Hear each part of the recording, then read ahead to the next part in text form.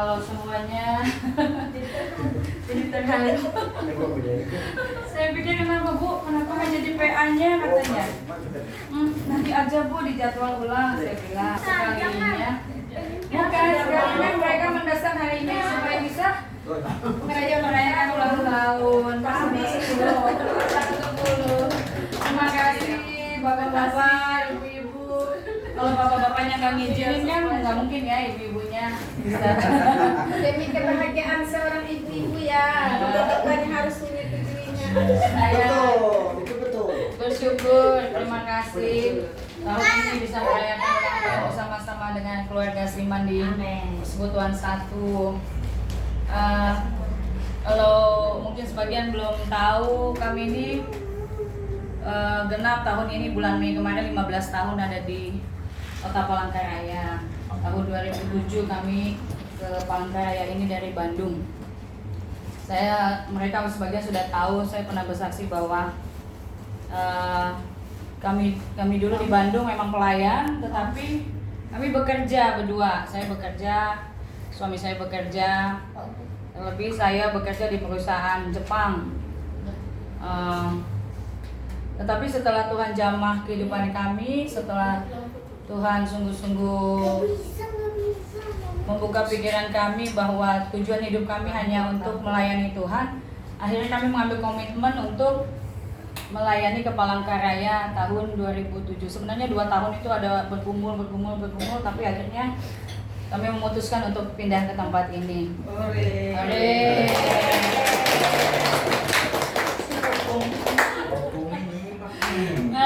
Jadi semuanya kami tinggalkan, artinya bahwa saya tinggalkan pekerjaan saya dan suami saya juga tinggalkan pekerjaannya, dan kami pindah ke Palangkaraya tahun 2007 dan membawa anak-anak. Waktu itu masih 2 anak kami, 2 Henok dengan Ruth.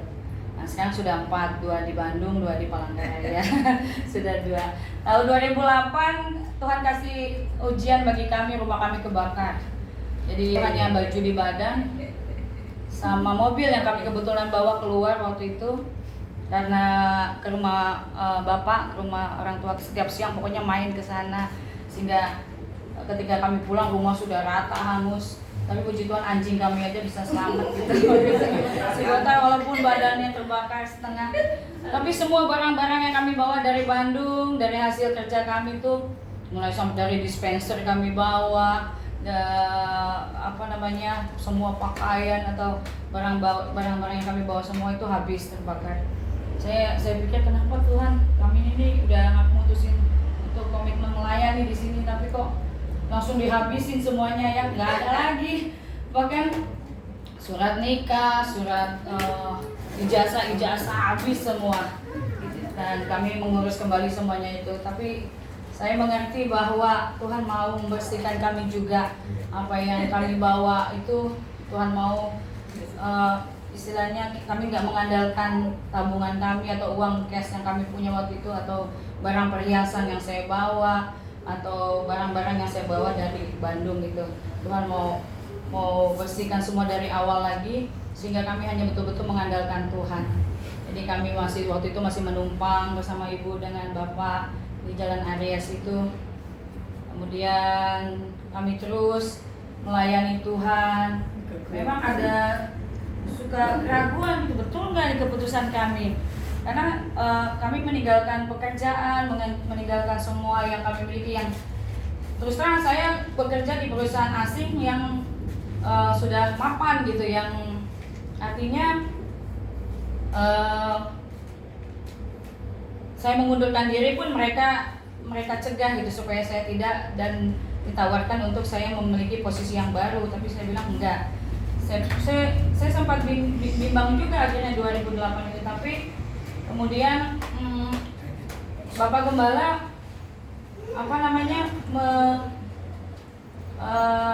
menyuruh saya mengikuti diklat kependetaan di GBI. Saya jadi bingung. Berarti saya harus jadi pendeta. Saya pikirkan, padahal saya maunya melayani ya seperti pelayan biasa aja, maksudnya ya melayani lah. Tapi tidak pernah terbesit sama saya untuk mengambil kependetaan atau segala macam itu. Dan tahun 2008 itu saya mengikuti diklat dan ikut tes, dan Tuhan percayakan kami berdua akhirnya ditabiskan menjadi pendeta tahun 2008. Dan saya percaya itu bukan satu kebetulan. Tuhan mempersiapkan segala sesuatunya. Bahkan kalau saya pernah bersaksi di Zoom itu bagaimana Tuhan memanggil saya dari saya yang belum bertobat sampai bertobat. Saya percaya seluruh penglihatan atau mimpi-mimpi yang Tuhan berikan itu untuk mempersiapkan saya berada di Palangkaraya ini. Terlebih ketika sudah bergabung dengan persekutuan satu ini, nyata benar sekali bahwa Tuhan mempersiapkan kita sejak kita dari mulanya kita kenal Tuhan gitu. Jadi Bapak Ibu, saya cuma bisa bilang bahwa saya bersyukur saya Tuhan tempatkan ada di kota Palangkaraya ini. Saya satu-satunya menantu Bapak Gembala yang orang tuanya nggak ada di sini, maksudnya anak rantau, anak rantau. Kalau yang lain ada di sini, tetapi itulah firman Tuhan katakan, maksudnya untuk pekerjaan Tuhan kita rela untuk meninggalkan keluarga kita, orang tua kita, bahkan harta kita semuanya hanya untuk Tuhan, dan percayalah Tuhan jamin segala sesuatunya. Kami tidak pernah berkekurangan, bahkan pada saat kami berkekurangan sekalipun kami bukannya nggak pernah berkekurangan gitu ya, maksudnya walaupun kami tidak punya apa-apa hari itu, saya cerita bahwa pernah sampai orang mengirimkan satu kantong belanjaan sayuran. Saya nggak tahu apakah orangnya ada di sini di depan pintu rumah kami gitu loh. Saya pikir, aduh Tuhan, ini bukan seperti cerita-cerita orang yang mujizat-mujizat yang diceritain di kesaksian-kesaksian di TV. Nyata buat saya.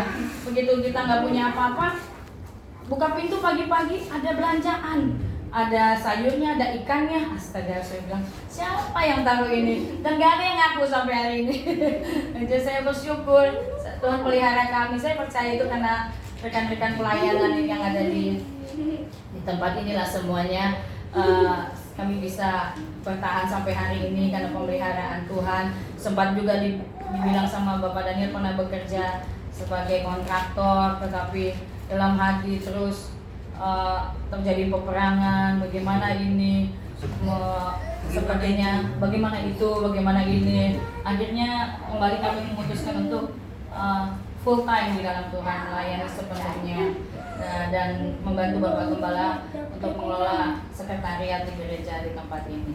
Jadi puji Tuhan, bersama dengan rekan-rekan kita di tempat ini, semua kita terus mulai bergerak. Tadinya pekerjaan pelayanan saya sempat berpikir, Tuhan, boleh nggak sih kirimkan jiwa-jiwa itu sama kita, sama kami gitu.